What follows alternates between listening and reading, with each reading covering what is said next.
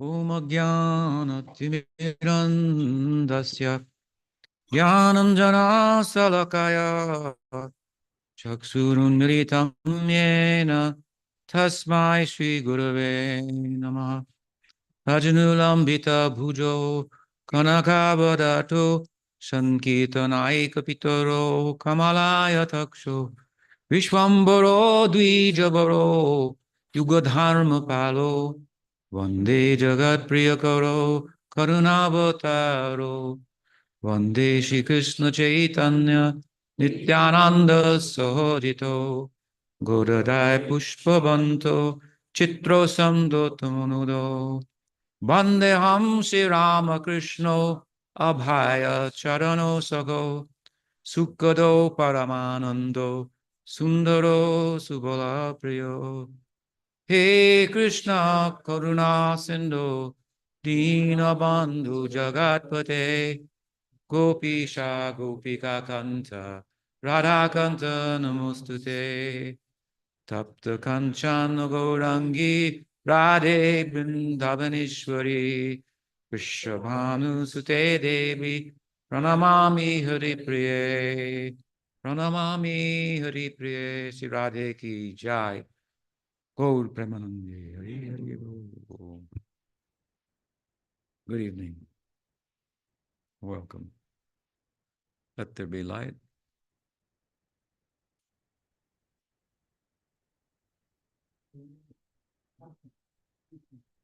Not as good at it as Jesus or Bible, God of the Bible, but there we go. Okay.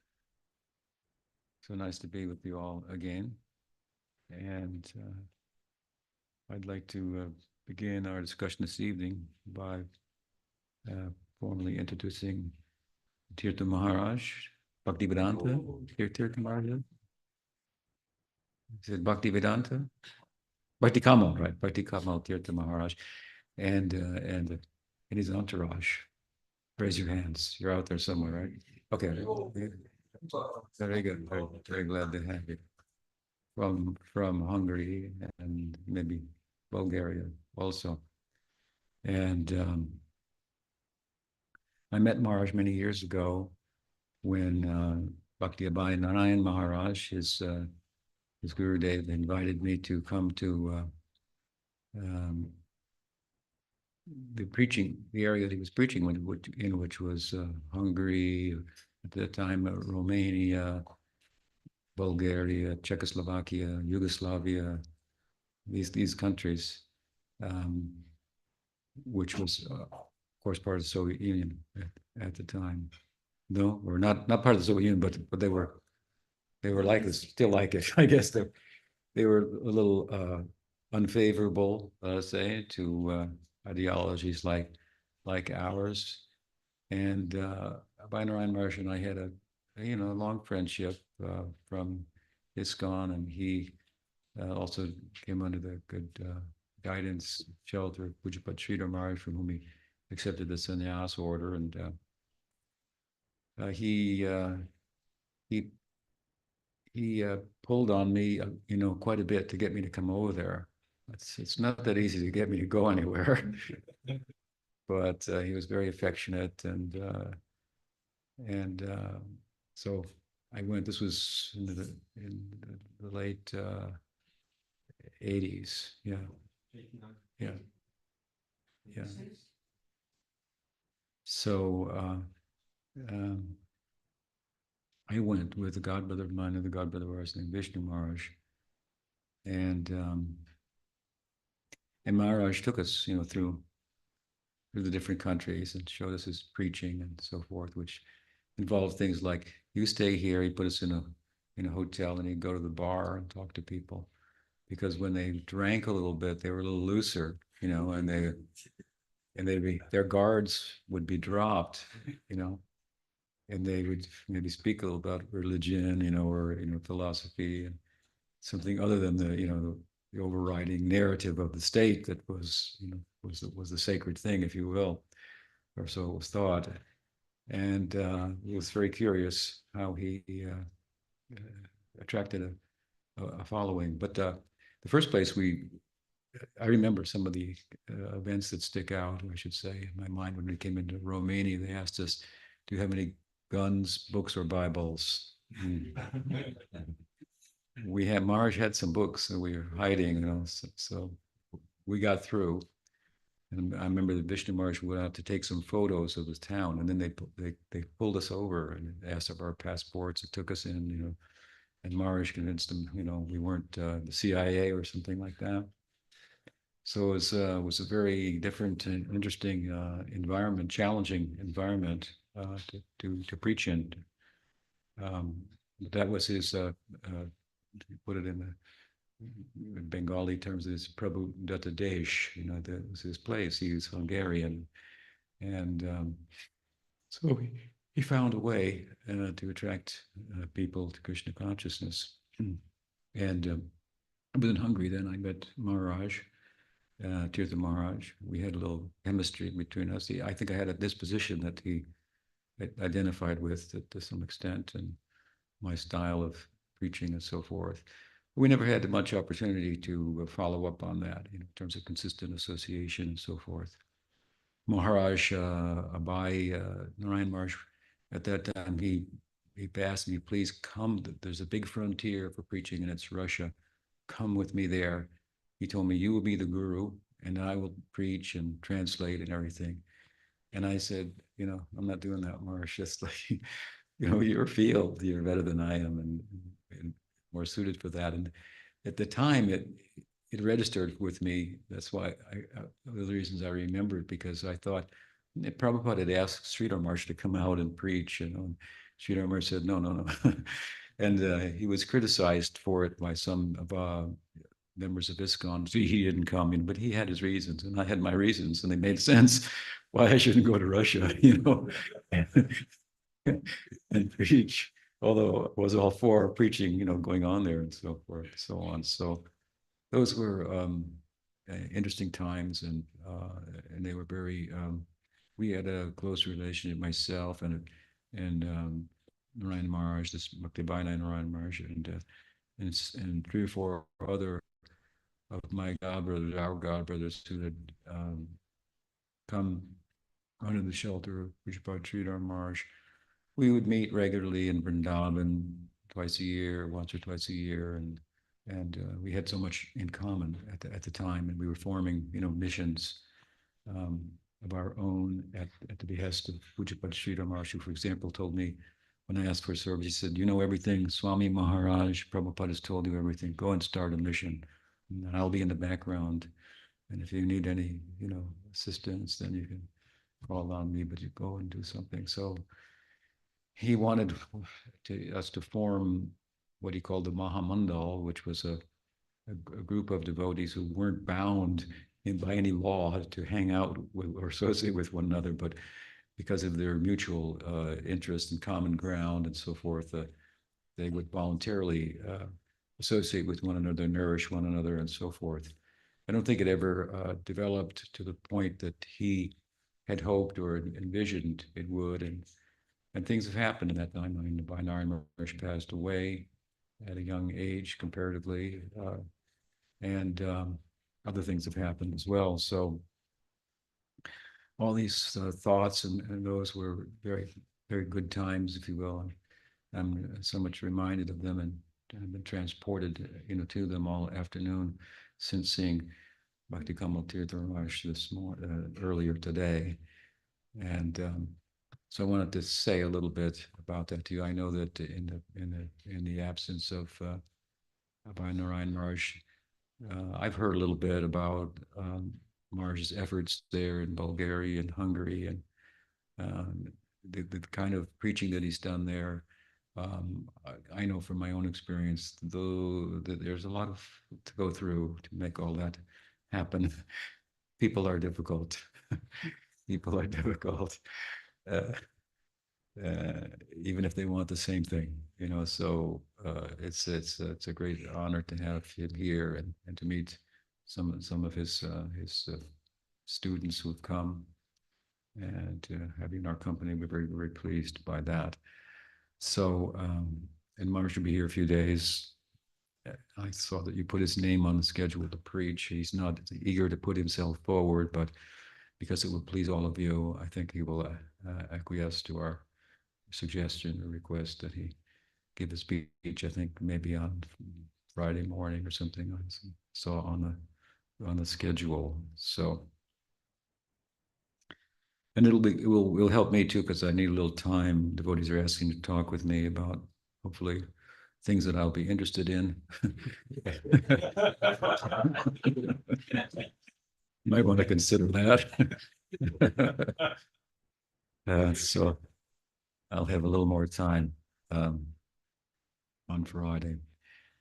So with that, let's continue our discussion. We have been, and I'll back up a little bit and review a little bit the what we've been talking about for those of you who have come today. I forgive me for those who have been here for repeating myself, but maybe some new points will come in the context of doing that as well. And I'll try to be brief before we push forward. We gathered together here in Poland in Wrocław, is that how you pronounce Wrocław? At Mama Rosalind's house in Krishna. It's her house in Krishna Karna. And, and they, they've been my hosts and they organized these programs over the years. And they have also a publishing company. They publish a lot of alternative books about health and some as spiritual books as they can get, from a business point of view. And those have included some translations of my books, translation of Gopal Tapani in Polish, and what else we have? Aesthetic Vedanta,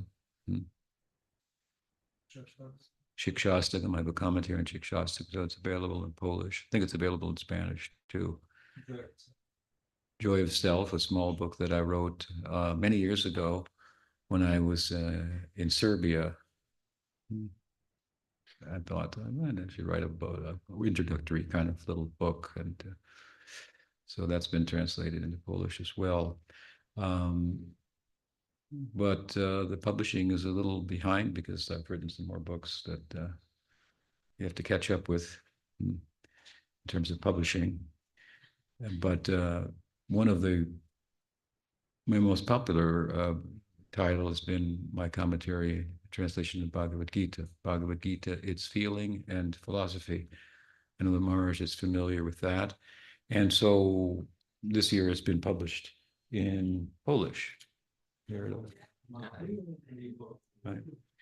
So we're celebrating that, and as a result of that, I began to speak at their house where we had a couple of programs before we came here, and many local devotees there, some from other sanghas participated. And so I explained a little bit about my commentary of the Gita and how I approached the Gita with the idea of, if we want to understand all of the implications of what Krishna has said to Arjuna in Bhagavad Gita at Kurukshetra, we would do well to consider where he is in the context of his Leela at that time, and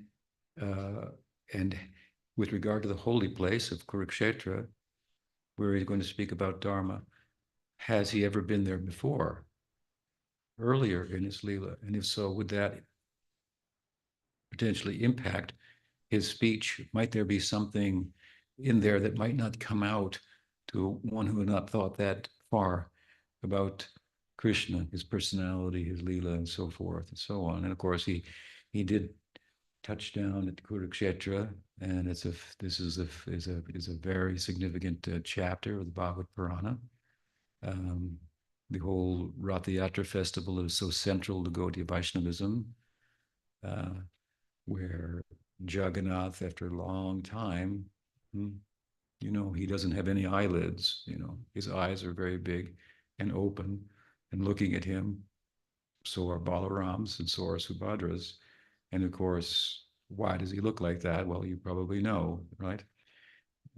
because Jagannath Puri, in the language of Pujapad Sridhar Maharaj, is a theological train wreck, a theological train crash. Two trains going the same way and crashing. What does he mean by that? He means that the bhava, the feelings, the ecstasy, the bhakti of Vrindavan is colliding with that of Dwarka. The two are colliding. And Jagannath is, well, he had an accident. He got thrown off the train, and he's a little, it's hard to figure out who he is.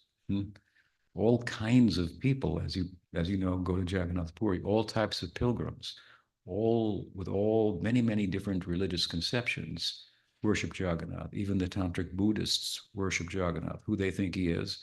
And I never looked that far, but they got an idea about him.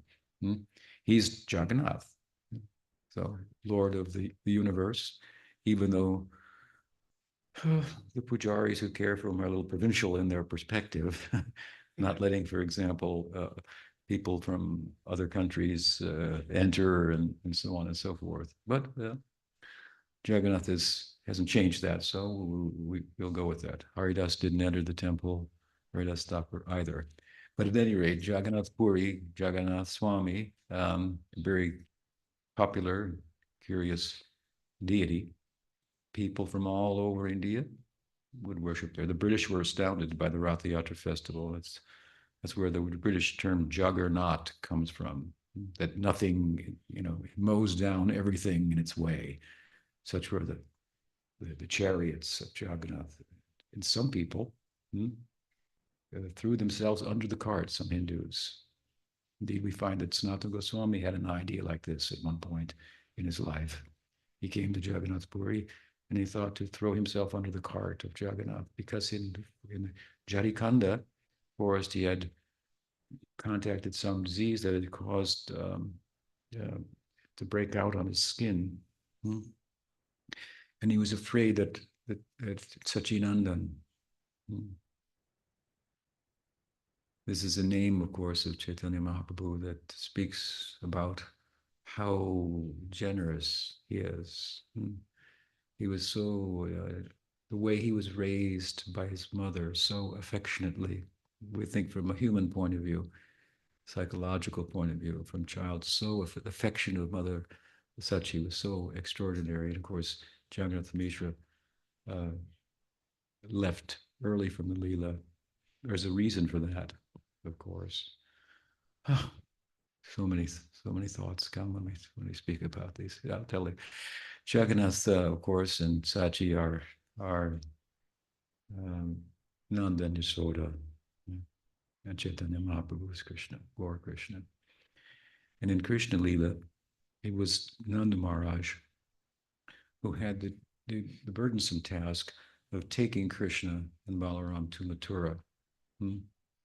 And so his wife was not in agreement with that, and the Gopikas were throwing themselves before that chariot, trying to block him from going. This is a very, very pathetic moment in Krishna Leela. Krishna departing for Mathura. But Nanda Maharaj was able to assure everyone that I will bring him back. So they were holding on to their lives on the basis of Nanda Maharaj's assurance. But of course, when they got to Mathura, things transpired such that Krishna reasoned it was important for him not to physically return to Vrindavan and send Nanda Maharaj back, and the cowherd boys who came with him, send them back, bring messages to the people, and so forth. So you can imagine Nanda Maharaj's disposition. He had to go back, and he couldn't bring Krishna with him. And what he faced, of course, no one faulted him. No one could understand his own burden of separation from Krishna. And now he had to deal with all their burden as well. But when it comes to Gaur Leela, Nanda said, I'm not doing that again. because Chaitanya Mahaprabhu will leave Navadvip, right? And he will go and take sannyas. And this is the beginning of his Madhya Lila. It's comparable to Krishna leaving Vrindavan. So he left it with Sachi. You're going to have to explain this to everybody. You're going to have to resolve this issue, deal with this issue. So Jagannath Mishra, he left early. And Sachi raised her boy very affectionately. My point that I was making in that regard is, of course, if your mother is very affectionate in raising you, then you may have a tendency to be affectionate to other people. And it's thought like this. Chaitanya Mahaprabhu is very, from a human point of view, this name is very popular amongst the Bengali devotees. And of course, more than that, how she dealt with the situation, because Mahaprabhu walked out in the wee hours of the morning before the sun was up, and Sachi was up because she knew something was up. Because the news had begun to ripple around town. Nimai Pandit will take sannyas. Nimai Pandit will take sannyas. Imagine what the spreading of that rumor was doing to the people. Where it was only a very short time that he had manifested himself as a Vaishnav. Nityananda Prabhu had joined the group, and the mission was complete, and all the uh, early members of the Sankirtan engaging in the Yuga Dharma had such a great leader now in Chaitanya Mahaprabhu. They were ready to take over the world, and or just to be happy in Navadvip forever, just to go every day and bathe in the Ganga and sport and chant and send kirtan through the village of Mathura. Well, the Navadvip, Aparanath. What do we say? How do we sing in the morning? Aparanath. Bhuvana Mohana. Beautifully, I forget another Bengali, but we sing it in the morning. After the midday Leelas, he goes to the Navadvip, which is like Mathura sorts, and he goes to every home, the Sankirtan, every home he visits, just to expand himself to do so. And then following the cows, they swim across the Ganga, back home, and so on and so forth. And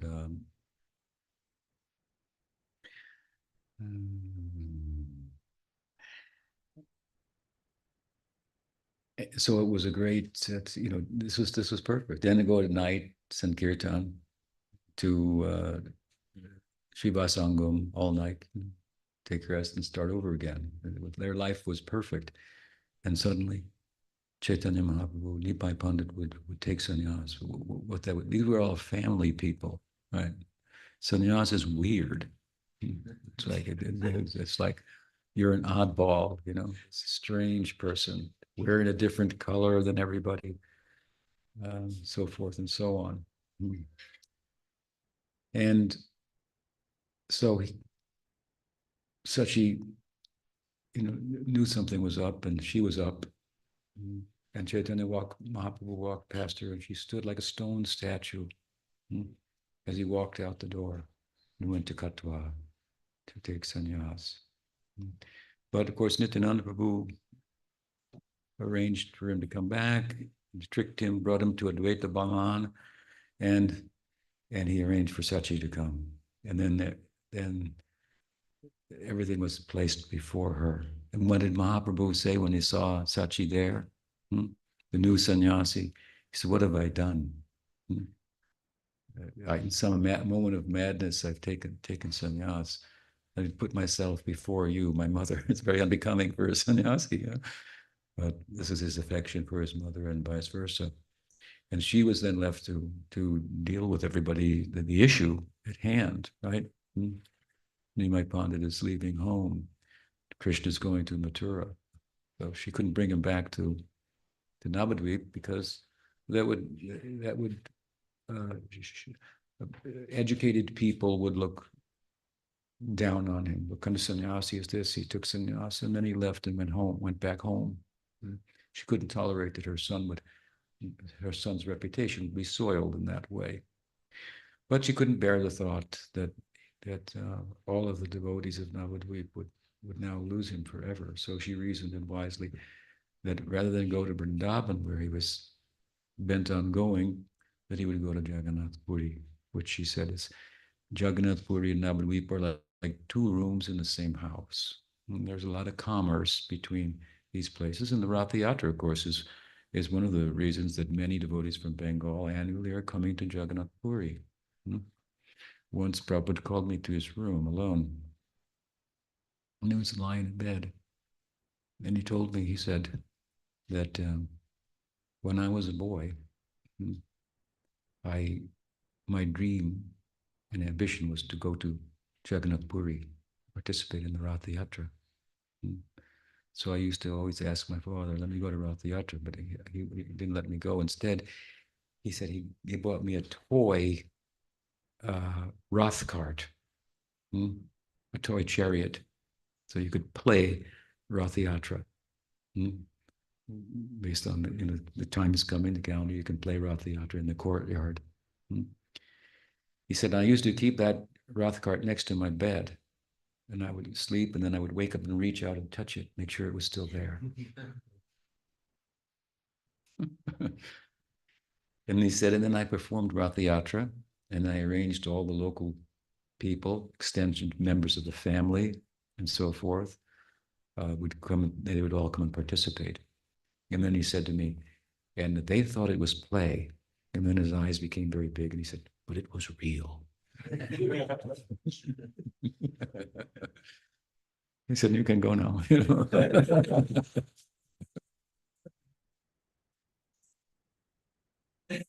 So a lot of commerce movement between Puri and Navadvip. When the pilgrims, the associates of Mahaprabhu would come, the first year they came, and by the time they came, Sarvabhauma Bhattacharya, who also hailed from Nadia, he had been converted, wholesale converted by Chaitanya Mahaprabhu. And that is no small thing. You can look, and I believe it's Encyclopedia Britannica. He's listed as the most famous logician in all of Indian history, Sarvabhauma Bhattacharya Vijay. It's said that the leading place of intellectualism, thought, and debate, and so forth was a place called Mithila.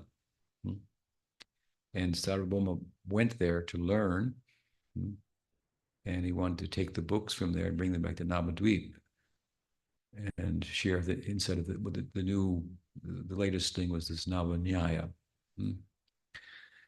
But they wouldn't let him take the book. They wanted to maintain, their hold. I mean, the capital of the dominant philosophy of the time in that area called Navanyaya. Kind of a revised, updated form of the Nyaya philosophy. So what Sarvabhauma did, this is the lore, of course, that surrounds him, is that he memorized the book, went to Navadvip, and Navadvip became that place. Of course, with the help of Nimai Pandit and his reputation, defeating everyone that came when he was there. So Sarvabhauma had a natural connection with Chaitanya Mahaprabhu. I think his father was close with the grandfather of Jagannath Mishra. He made the connection, and so he had a natural family tie, if you will, of sorts. In the village, uncles are not necessarily blood uncles and aunts, but there are the real uncles and aunts, just like Krishna is really the son of Nanda and Yasoda, because, well, they have more affection for him, more intense and motherly affection than Devaki and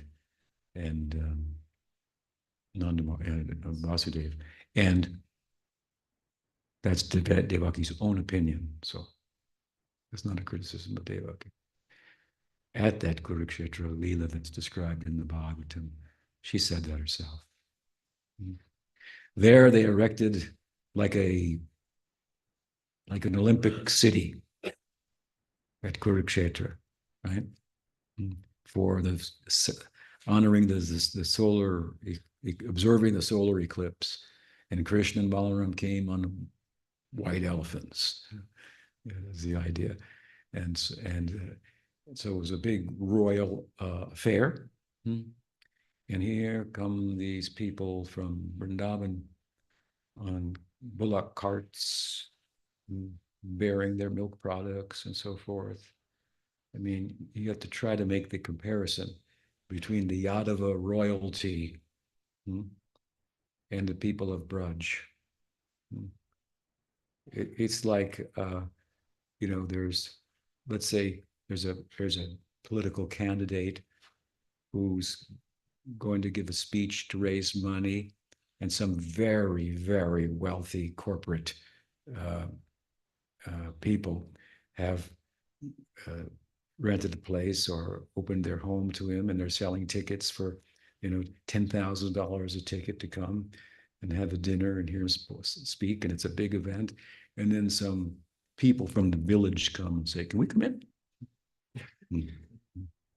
They obviously have no money, or what do you know about politics? And, who are you? This is not the place for you. You sure you got the right address?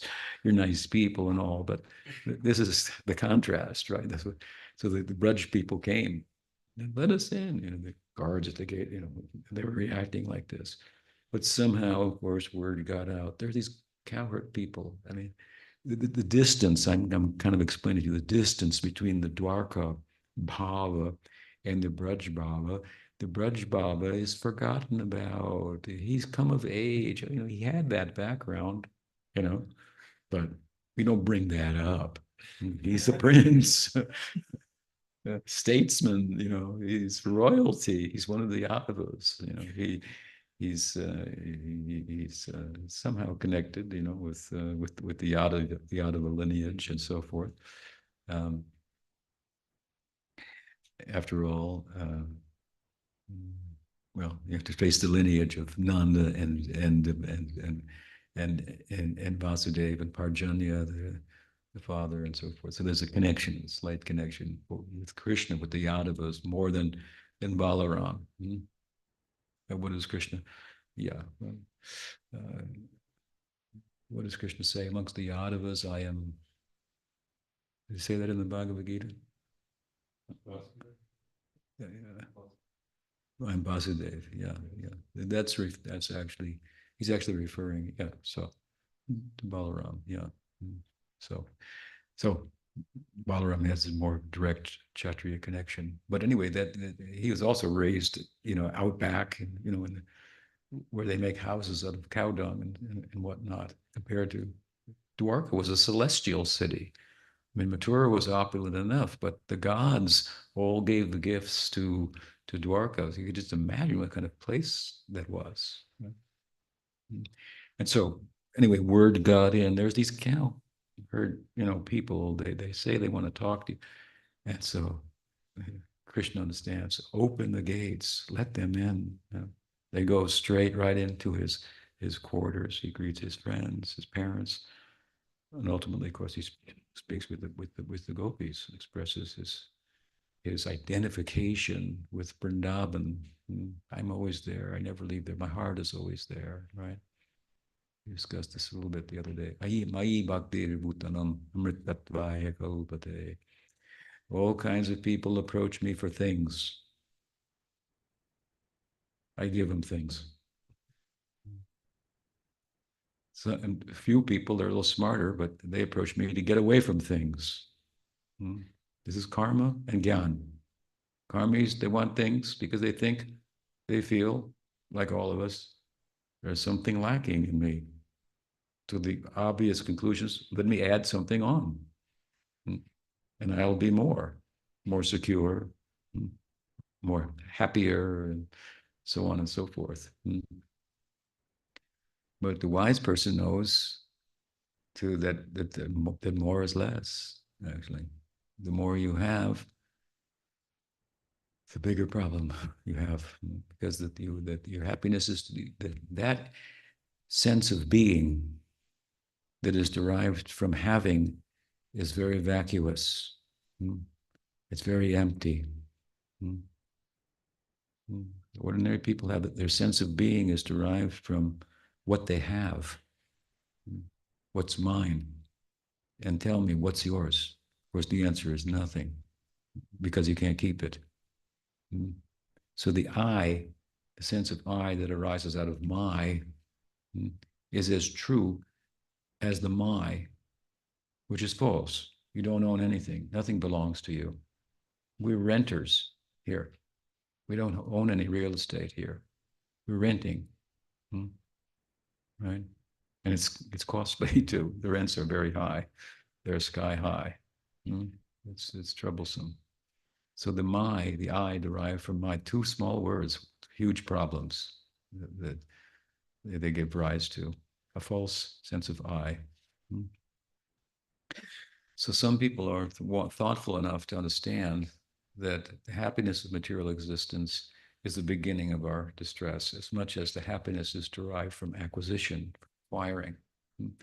Because, and Krishna has summed it up in two words in Bhagavad Gita. What did he say? Dukkhalayam ashashvatam. He says dukkhalayam. Material existence is it's a realm of suffering. And it's as if Arjuna thought, well, I kind of like it. There's some parts of it are pretty good. Draupadi's a nice wife, and and Subhadra's pretty nice too, and so on and so forth. And Krishna says ashashvatam, which means what? It means it's temporary. It's miserable and temporal. And the two go together because the more you like that which you can't keep, the more you set yourself up for disappointment. Because what you like, you can't keep, and it will be taken away, it will disappear. And then what you'll be left with but lamentation. So some people are smart enough to figure this out. I mean, this was the whole focus of the Buddha. He made a whole worldview out of it. It's a powerful point. Millions and millions of people can get behind this point due to the influence of one person who did it, Buddha. What did he do about it? Well, he reasoned that the suffering of life that we're all troubled by is derived from the thirst for things. Trishna, not Krishna, but Trishna, I think is a thirst for things is the cause of suffering. Okay, so what do you do about it? You do nothing. You do no in relation to things. You don't do anything.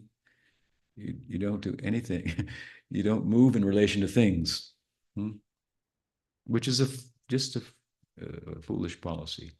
If I'm looking for enduring happiness, I'm not going to find it in things that don't endure. And I'm shown every day that the whole thing is here today and it will be gone tomorrow. Again, as I said the other day, the sun is burning out. That's our perspective. We're trying to make a comprehensive solution to the problem. We're looking ahead. We're actually ahead of the curve. Well, all schools of Vedanta are in this regard. Krishna says it in a similar way in the Gita that, what does he say? That suffering is born from the womb of attachment. So some people figure it out. Buddha figured it out. And so what did he do? It's very easy to solve this problem. Think about it. It's a big problem. All our suffering is derived from this. And it's very easy to solve. What did he do? He just sat down. That's all he did. He just sat down. Problem solved. Because he didn't get up. Because he didn't get up. He was wise enough not to get up. So the thoughts, the desires to get up, the thought there was something more important to do, he didn't entertain it because he had actually understood the point. It's one thing to think about it, nod your head and smile and so forth. It's another thing to actually understand the point. And the understanding is that you've understood is understood by how you respond to the point, right? He took it seriously. He's the Buddha. He's the Vishnu avatar. So all he did was sit down, but it's easier said than done to sit down, right? Our approach is a little more user friendly. It takes into consideration, it kind of goes with the direction in which we've been flowing for eons, right? And it's rather than kind of trying to dam the flow of that current, it redirects the current a little bit. And, and, and not only does it much more user friendly for the human society, but it goes further. It doesn't stop with the ending of suffering, right? It doesn't stop from getting out of the negative numbers of karma, -1, -2, -3, and coming to a comparatively a positive zero. Zero in relation to negative numbers has a positive connotation, right? But of course, Chaitanya Mahaprabhu was bold enough to ask the question, are there any positive numbers? Why some people who have come to zero can't entertain that? Because it's just like so overwhelming just to get to zero, just to sit down. It's huge. You have to understand how high of a thing we are talking about. This can humble us, and that is required if we're going there. That such a high thing has been given to us, made available to us, such a high ideal that it makes even the ending of all suffering to seem of no consequence. It's a byproduct. So this, it's not going to happen all at once, and you already, seasoned devotees, many of you figured that out. You might have thought it was going to happen a lot sooner, and it's not. And we've gone through, many of us, many troubles, even with other devotees and places and things and gurus and so forth, and the world and its changes and wars, and it's yeah. But stay on the course. Stay the course. Try to understand what an extraordinary thing this is. How relevant it is. This is as relevant of a subject as you could possibly come up with for human society. What's out there, and who's asking the question? The smallest word and the smallest, most important, I should say, word in the English language is I. I think in all of our languages we must have a small word that represents I. How do you say it in Bulgarian? Ah, ah, at. Pretty small. In Polish? Yeah. Hungarian? Hindi? Gujarati? Right. So it's a small word in every language, but so let's take the I in English. The most important word is the most important and smallest word. We also have so it's a small word too, but it's not as important as I. I is the most used word in the English language. So small word, but it's the most used word in English language. It's the most important, most used word, and the least understood. Everybody is really, look carefully, trying to figure out what's the meaning of I? What am I? Any thoughtful person, what's out there and who's asking the question? These two realms, objective realm, subjective realm. Some people try to answer the question by reducing the subjective to the objective. Other people say, well, let's reduce the objective to the subjective. Some say, well, let's give a little bit to each, But those who say that give more emphasis, and rightfully so, on the subjective side. Where there's meaning, where there's feeling, right? Where there's anandam, where there's love.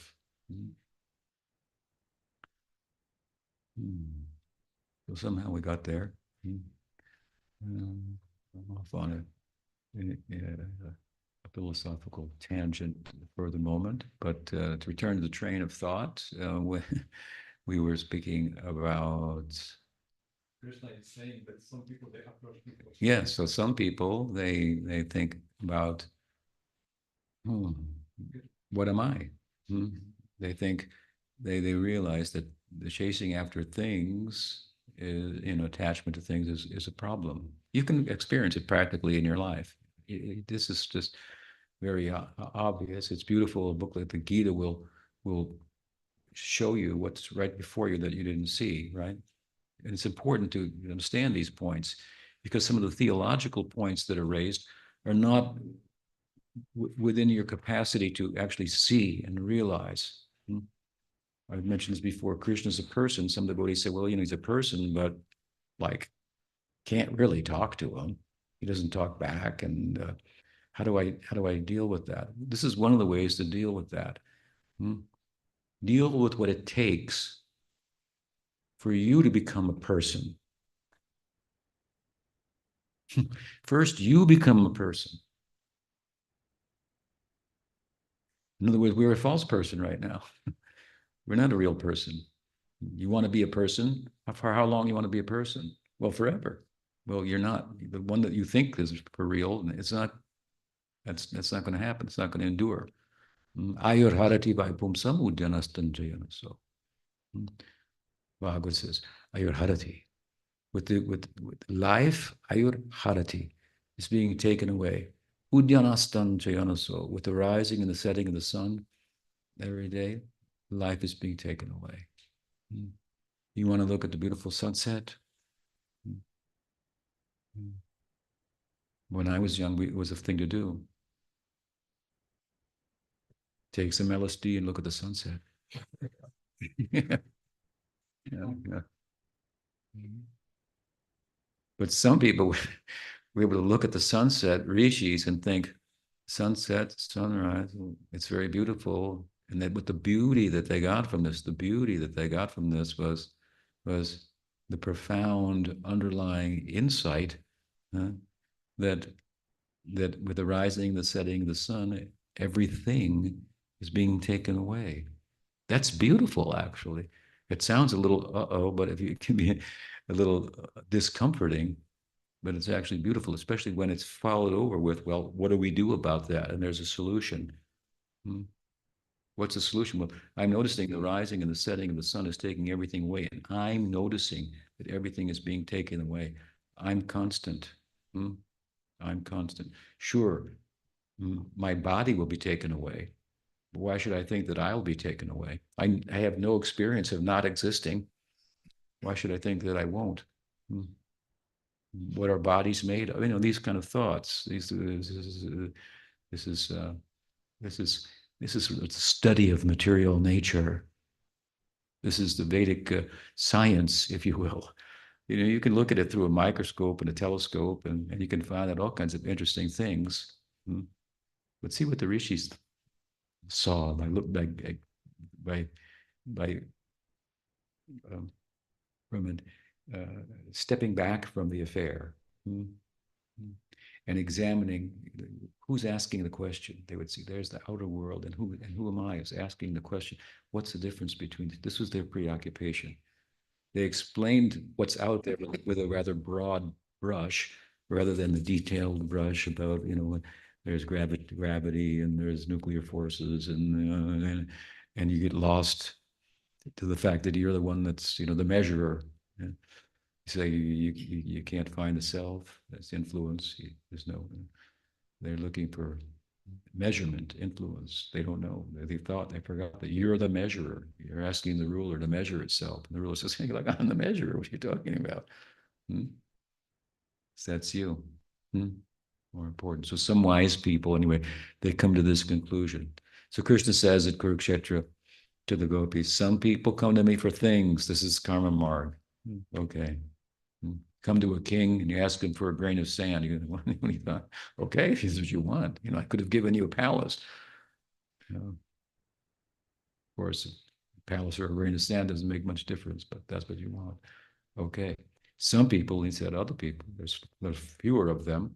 They're a little smarter, but they want something from me too. They want eternal life. They want to get away from things. They know the pursuit of things that don't endure is not going to give me enduring happiness. Simple as that. Hmm. So rather than look for the things, I'll reflect inward on myself, right? Hmm. Find the deeper I than the one that is, than the being that is derived from a sense of having when you actually have nothing. What kind of being is that? It's very vacuous, very empty, right?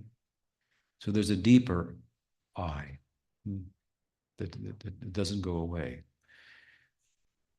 There's I am, and I am this, and I am that. Hmm? In ordinary life, we think I am this, I am that, and this and that is so always changing. Hmm? You might think I am American, and the political situation might change, and I might think, I think I'll become a Polish citizen instead. Maybe that's a little too close to Ukraine. I don't know. Maybe, maybe somewhere else, but that could be changed, right? Hmm? Yeah. You can change your nationality. You can change your occupation. You can alter your gender. You know, it is however much you want to change the parts and this and that. I am this. I am that. That is changing. That is a very small sense of identity. How big is I am compared to I am this or I am that? Think about it, because I am this and I am that is constantly changing. Any of those identities you can't hold on to. But in the midst of all of them, I am is always there. If I am wasn't there, you couldn't be this or that. So the bigger thing is that I am. The small idea is that I'm this or that. So some wise people, jnanis, yogis, they get it. So Krishna says they come to me for that, to get away from things. But even in either case, both the karmis and the jnanis, they want something from me. They don't really want me. You know, I have experience. I'm not an educated person, but I kind of, you know, savvy. I learn as I go along. I learn from time and from people and so forth, and from students and from elders and so forth. I'm always open to learning something more new. Mm. And I have experience too. Some people like me for my knowledge. They love my knowledge, but they don't love me. Mm. I can tell the difference. So Krishna knows the difference too. Mm.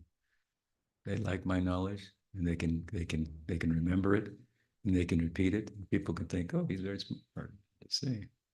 Mm. It happens. But some people love me. Yeah, and it's easy to tell, to feel the difference. But speak of Krishna. So these jnanis, they want the knowledge of the scripture, which when Krishna says, what did it say in Gita? The 15th chapter. Mm, my memory's not so good anymore these days. Sarasya chaham hridistan nivisto mataspita jnana bohanam cha. So of all the Vedas, I am to be known, right? He's the source of the Shruti, right? So they're looking at the message of the Shruti. It speaks about the I am. This is the preoccupation of the Shruti. And so they want that knowledge. It doesn't really do a lot for Krishna. They want his knowledge by which they can become peaceful. We're at war with the world where there's a struggle. We want peace. But Chaitanya Mahaprabhu's messages, we want peace and love, not just peace, peace and love. We move in the world looking for love. That's a fact. We move, we're looking for love. Now, my question is, what happens when you find it? Do you stop?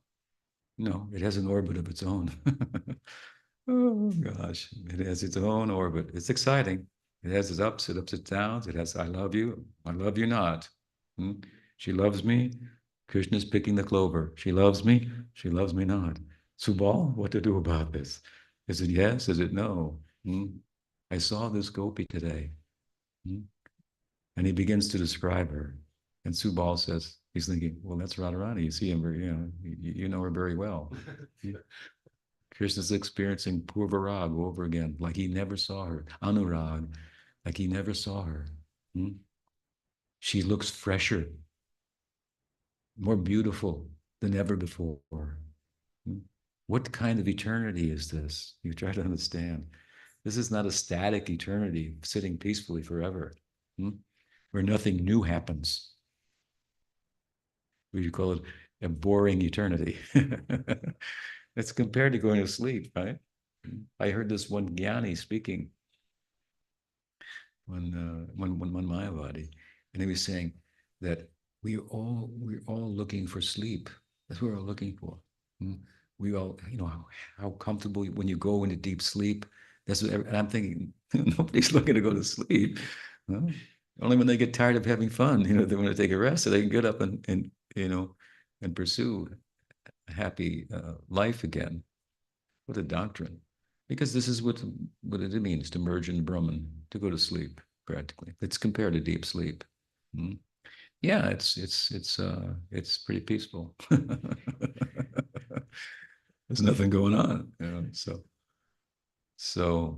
no. You think about it. Brahman is everywhere, right? Brahman is everywhere. Brahman knows everything. Sound desirable? Yeah, maybe, but then if you think about it, maybe not. If you know everything, there's nothing to do anymore. Hmm, right? If you're everywhere, there's nowhere to go.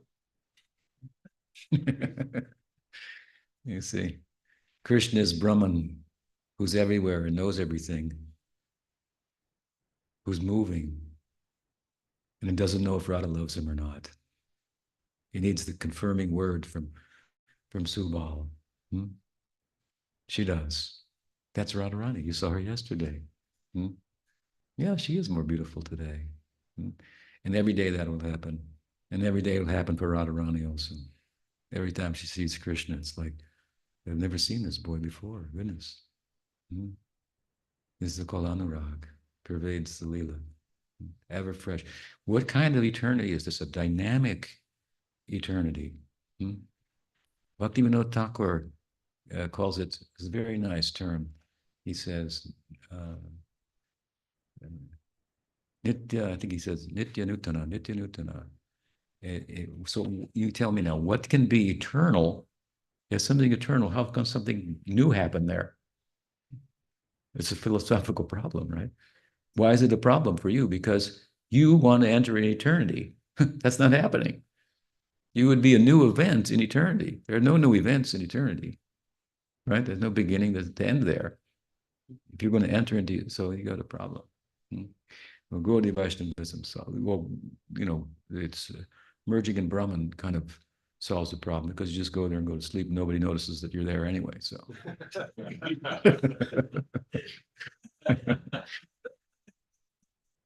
there's no news in town. Might as well go to sleep. But Gaudiya Vaishnavism is like this. It's eternal newness. Okay? Now you've got to fit that between your ears. Eternal newness. This is the nature of prem. Two of the qualities of prem are that one, that it is full and complete. And two, that it is ever increasing. How can it be full? Because it's that's its nature. The movement within the realm of karma is that you're running on empty. You're trying to get gas, right? You're moving out of a necessity. Somebody's chasing you, and it's you. The things that you've done are now chasing you in the form of other people to get paid, to get revenge, to get your affection, from all different angles. We're being chased, and we're chasing our own tail. That's the circle, samsara, round and round. up and down on the carousel of time. Was right? Hmm. All we can do is look from where we came and go round and round and round in a circle game. So, samsara. We're being chased. It's a problem. Mm. Mm. But anyway, Gaudiya Vaishnava solved the problem. Is an eternity that's ever fresh.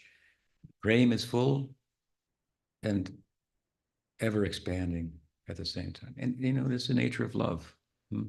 It knows no limits. We can't even put it into words.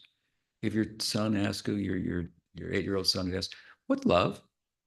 You know, what are you going to do? Are you going to? You have to like show it somehow, right? Prem can't be communicated in word. Hmm? If you say, "I love you," well, obviously you know nothing about love because in love there's no two. There is only one. Two become one in a dynamic sense. You and I become we, right? So Braj Lila, there's room for new people. It's an eternal newness. It's eternal newness. You can join in. To solve the problem, right? And there's always something new happening. It's eternal newness. Very extraordinary idea. A dynamic idea of eternality. So Krishna tells the gopis, he says, these people come to me for things, not very bright. Some smart people come to me for things, but to get away from things, which is wise. So it means they're coming for knowledge, but they want my knowledge. They're not interested in me. So I send them to Brahman, which is far away from me. Srotam api upanishadam dure harigatamrita. Mahaprabhu said, dure harikatamrita. What? Shrotam api upanishadam. Those sounds of the Upanishads. Tattvam asi. Aham brahmasmi. Neti, neti. These sounds, he says, dure, they are far from where you can arrive by harikata. And then he says, Kampashu Pulakaraya. You by Harikata, where you can go. By these sounds, you can become still. Okay, by these sounds, you can become still. Aham Brahmasmi. You can become peaceful. You can end the war, the struggle. People are chasing you. You're chasing yourself, as I said, right? You're taking, and now you owe. So off to work you go. It's a war. So we come to peace. Aham Brahmasmi. He says this is very, very far from where you will arrive at from Harikatha, this vehicle, these sounds of Hare Krishna, Krishna Krishna, Hare Hare, Hare Rama, Rama Rama, Hare Hare. Hmm? Hmm. This will bring you to a world of Kampashu Pulaka. He starts mentioning Sattvika Bhavas. The implication is a world of ecstasy where the movements are Anubhavs or Sattvika Bhavs. The internal feelings are Sthayi Bhav, Vyabhichari Bhavs. There's there the object of love, the vessel of love, the Ashrayalam and the Vishayalam and so forth. Udipanas, it's a world of of trans-psychological emotions. Very extraordinary idea. And Krishna says, well, people come to me for things, people come for my knowledge. They're not interested in me. He goes on, he says, some people come to me because it's the right thing to do. And they worship me. Om Namo Krishnaya Namaha, right? They worship me and they worship other manifestations of me too. Right?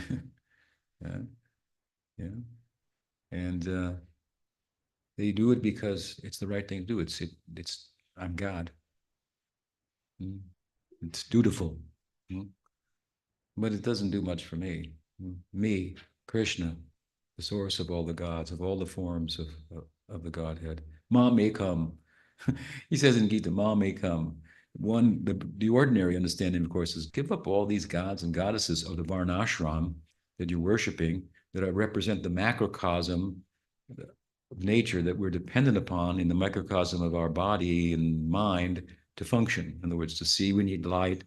We should show gratitude to the sun. To speak, we need wind, air. We should show gratitude to the air. This is a very gracious way of living in the world. It's a way of approaching the natural world or what's out there with gratitude, which is the beginning of love. How do you teach your children love? Well, you could say thank you, say please. Huh? Okay, now say thank you. Doesn't convey the whole idea of love by any stretch of the imagination, right? But it's we've got to start somewhere. Mm-hmm. So to live Varnashram, I mean, to live in this very thankful, this very thankful way, right? And it's said that if you love someone, they'll tell you all their secrets. It's true. Think about it. If you love someone, then you feel you can tell them everything about you because they love you. Love you just the way you are.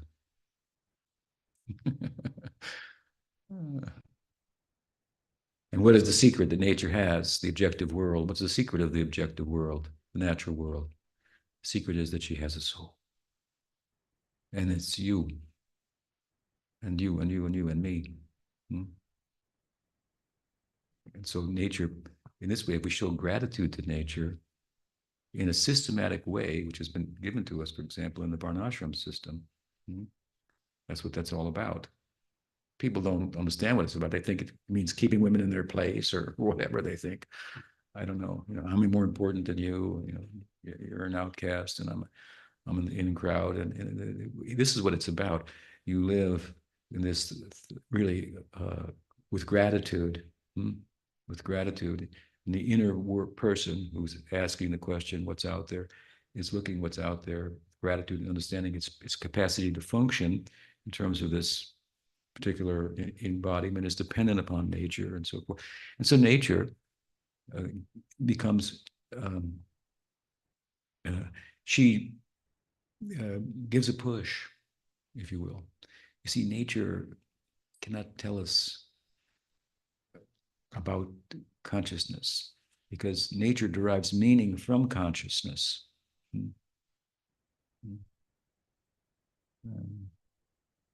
So she can tell us about how to do things, how to eat, how to sleep, how to mate, how to defend, but why we exist, that's a qualitative question. So the objective world is quantitative, not qualitative. It can't answer the qualitative statements. But but there is consciousness behind the natural world, and he can cause her to kind of push us in a way through grateful life to inquire further. This is the whole setup in the texts, the sacred texts, right? There's the Pravritti Marg and the Nivritti Marg. So the Pravritti Marg means you need to acquire, as much as we've belittled acquiring and spoke about the foolishness of it. Who's going to go sit down under a tree besides a Buddha, right? So there must be a better way to approach it. So let's acquire. Let's get a license for acquiring. Go in and get a license. Like they have fishing licenses or hunting licenses. You can only take certain times of the year, and you can't kill the ladies and stuff like that. They have rules like that for hunting and fishing. And then you got to get the license. So you get a license to acquire. This is the Varnashram mark. You get a license to acquire, and and under certain circumstances you can acquire, and by living your life like this and that, and with this sacrifice and so on. So there's something that's derived from this life besides the acquiring. Hmm? Because if you do it right, it's a bountiful life. Hmm? And from the bountiful life that you accrue, hmm, you get confidence in the sacred texts that have shown you how to do this. And so you start looking into them more deeply, and you find there's an appendix to it all. There's a later later part that I didn't think I had to read. It's called the Upanishads. Mm. And in here we're talking about the inner world, the subjective world, the I, and so forth. So you go from Dharma Jignasu, inquiring about how to be grateful, thankful, hmm, the religious, the socio-religious context, to Brahma Jignasu, hmm, spiritual life, hmm, itself, from karma to gyan, right? This is the gradual method. So in Gita, Krishna says, Sarvadhamana Pratyaja, he's, the general meaning is all this gratefulness of worshiping all these gods and goddesses. I'm not saying it's a bad thing, but I'm giving you the opportunity to do in one fell swoop, because all their power to do anything, to give anything, is coming from me. This is what I taught you in the Gita. I showed you this in the Gita. So give up all the worship of the gods. Don't disrespect them, but give it all to me, and they will be very pleased by that. I'm their boss. So and Pratyaja means, and give up karma and give up gyan. But the point I'm making is that when he says give up the dharma, he's speaking about all the gods and goddesses. We can take it another step. He's saying give up the worship of Narayan also, and this one and that one, and just worship me in Vrindavan.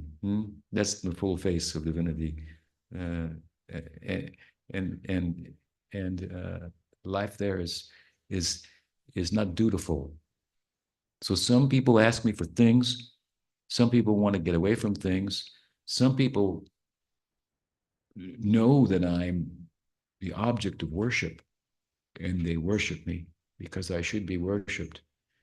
And there I sit on a throne as the object of worship, and they sit before me as the worshiper, and the gap is bridged by the worship. They say, and I say, back, hold my hand like this, and they're blessed, and they have attained Salokya, living on the planet of God. What could be better than that?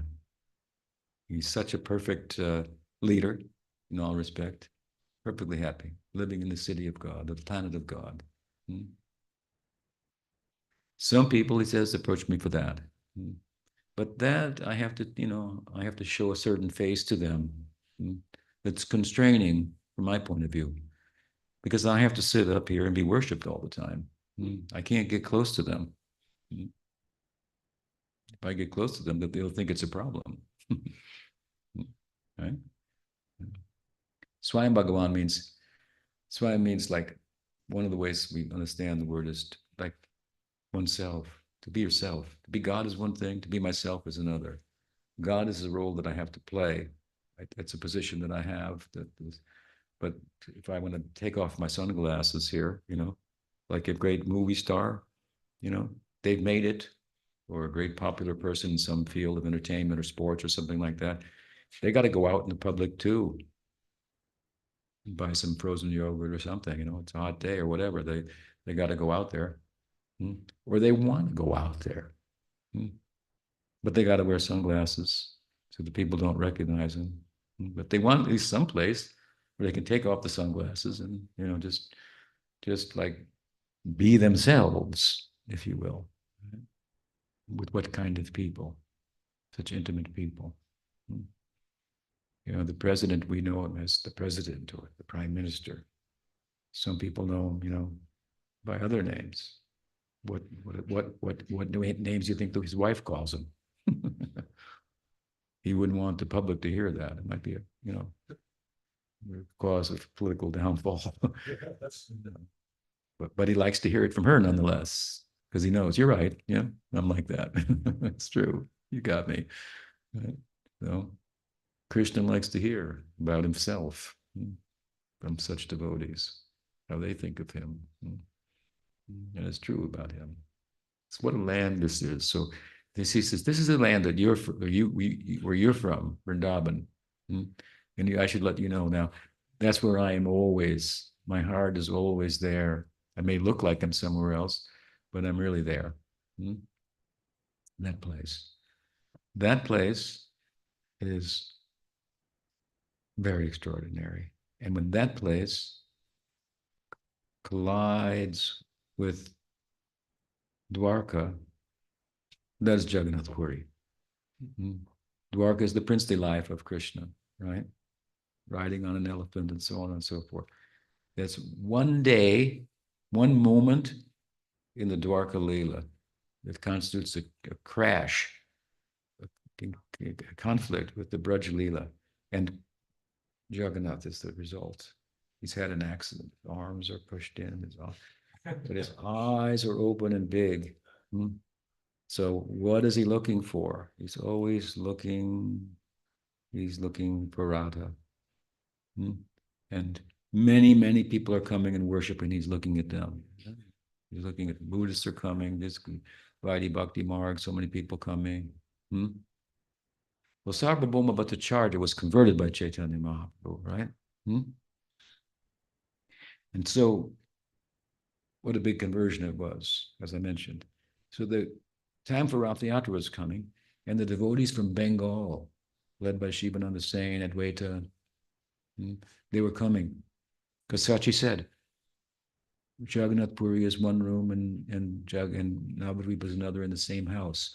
Let my boy go to Jagannath Puri. It's a holy place, but we'll hear news about him from there because people are always coming back and forth. And sometimes the devotees can go there. Maybe even he'll come here. It's possible. So everyone was happy with her wise conclusion, how she dealt with the situation that Nanda Maharaj in the form of Jagannath Mishra said, you deal with it this time. I dealt with it last time. Krishna left Vrindavan. I took him out. I said I'd bring him back. I don't want to deal with it again. It was too traumatic for me. Let Sachi, Yasoda, you take it on this time. So she did. So wisely she did. Mother knows best. Sachinandan, right? Such a beautiful name. Sachinandan converted Sarvabhauma. Sachinandan, he knew, oh, you must be the son of Sachi. And your father, Jagannath Mishra, his father and my father went to school together. We're from the same place. And here you've come at such a young age, and you've taken such a serious approach to life, baby, as a sannyasi. How will you hold on to that vow at that age when the whole world wants you? Everyone is falling at your feet. The government wants you, the corporations want you. If you're a man, some woman wants you. Anyway, right? So someone out there. Youth is very attractive, right? It's the real wealth, youth. Everybody wants the youth. This is the future, right? Let's invest in the future.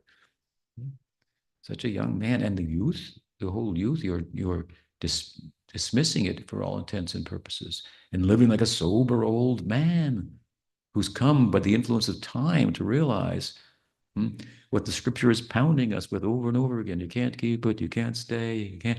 He's seen. I can't keep. I lost this one. I lost that one. This one's gone. No, I should retire from all this. You're going to do that at 24 years old, and you're so handsome, so attractive. You've seen, there's an opulence, attractive people. They get, some contract for the movies, and of course they have all kinds of roles to play. But I mean, the models, let's say, yeah, they're good looking. I saw a thing the other day on the news. It was like it was a new beauty contest, and all of the ladies in the contest were created by artificial intelligence. Hmm? I don't know. I don't know if they had a picture of them or what, and they were real, real beautiful. Yeah. It's a beauty. Hmm? How beautiful is Krishna? Hmm? Yes, we cannot imagine that people can write books about his toenails. That's what you find. Goswami writing a book about his toenails. Uh, I mean, and these are heavy people. This serious, we laugh and it's for good reason, but these are serious, serious people. You think they're making this up? No, Krishna is an experience. They're having the experience. Hmm? And it shows. I mean, the Krishna exists. All we have to do is look at Chaitanya Mahaprabhu. What is the historicity of Krishna? Is it really, this is just a myth or a historical event? Hmm? Well, just look at Chaitanya Mahaprabhu. Hmm? Just by thinking about him, just by chanting his name, how wise he became, how ecstatic, how happy he became, how fulfilled he became. Hmm? He became so fulfilled that who's ever in his company would become fulfilled beyond their wildest imagination. Hmm? This is a historical event that you can't hide from, that you can't pretend otherwise. Hmm? They tried, I said, I mentioned the other day, the Orientalists, the colonizers, to educate the public about Chaitanya Mahaprabhu. Oh, he was an epileptic. I mean, he's falling down all the time, going to I mean, obviously that must be what it is. Hmm? And our response is what? But epilepsy is not contagious, sir. And his ecstasy is contagious. We are the result 500 plus years later. Hmm? That, that disease is coming and we are spreading it. Watch out yourself. Hmm?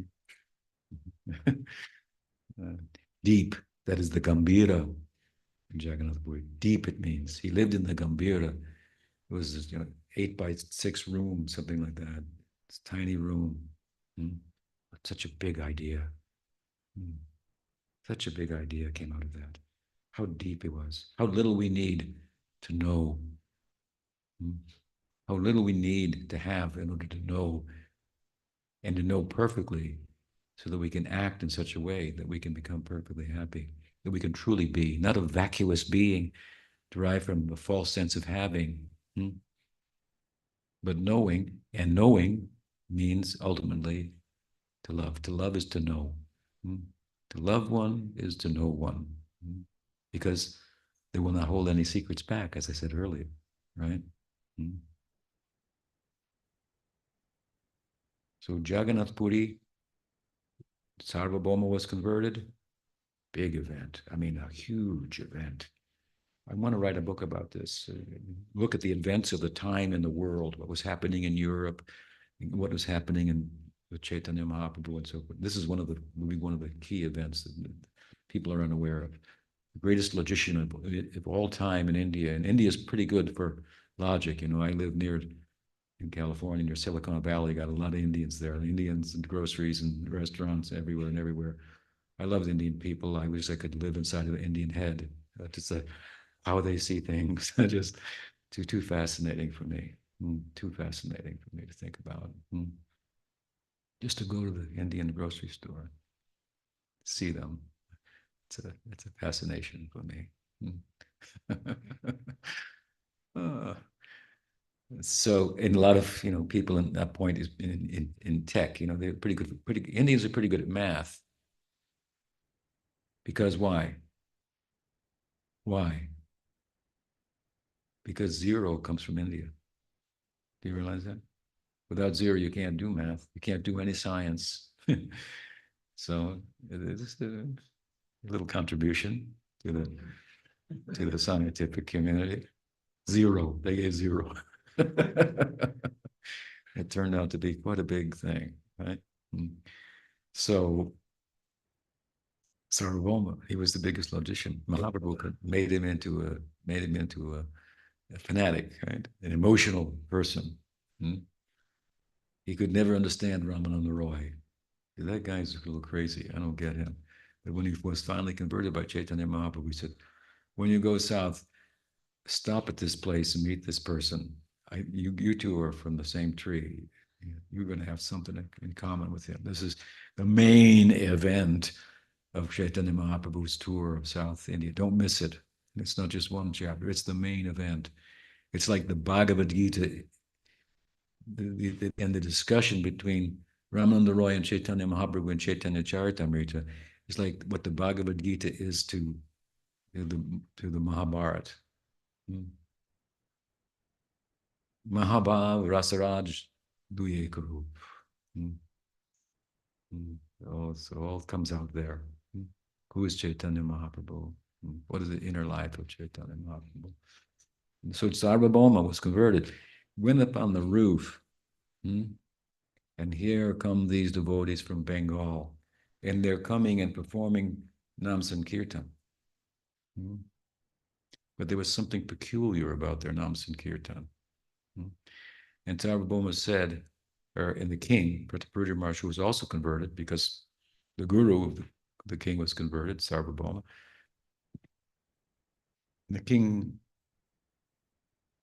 said, you can imagine how many types of pilgrims. It began, I was saying, Jagannath is hard to understand. All kinds of people worship Jagannath, right? All kinds of people. What are their conceptions? So the king was familiar with all types of pilgrims, all types of worship and so forth. And the Lord of the universe was accepting worship from everybody. But when he saw these devotees from Bengal coming, Chaitanya Mahaprabhu's associates, he said, I've never seen any kind of worship like this. The way they're doing this Nam Sankirtan, and they have ecstatic symptoms and so far, singing from the roof. What kind of worship is this? And Sarvabhauma's brother, I think, was Gopinathacharya, or maybe it was Sarvabhauma, said, he said, what did he say? Chaitanya Shishti, Prem Sankirtan. He said, this is the Shrishti of Chaitanya. This is the creation of Chaitanya himself. Golokeru Premodhan Harinam Sankirtan. Narottam prays like this. What does he say further? Golokeru Premodhan Harinam Sankirtan. And Brajendrananda Jay, same song. Sachi Sutta Hoilu say, Balaram Hoilu Nitai. You understand, right? And it's been brought by Chaitanya Mahaprabhu, who was the same son of Nanda, in a new Leela, a new creation. And Balaram has come as Nitai Chand. They're performing this Nam Sankirtan. Lochan Das says what? Parama Karano Pahundui Jana, Nitai Gaura Chandra. Parama Karana Pahundui Jana, Nitai Gaura Chandra. What does he say next? Sabavatar Sarshiromani Kevala Ananda Kanda. Do you want the Karma Kanda? Do you want the Gyan Kanda? Upasana Kanda? All these things are there laid out in the scripture. But Chaitanya Mahaprabhu was given Keval, only this. Ananda Kanda.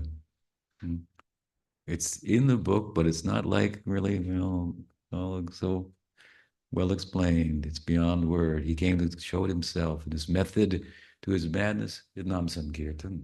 Nam Sankirtan. Ananda Kanda. This is our path. Ananda Kanda. And the deity, Gaur Nityananda.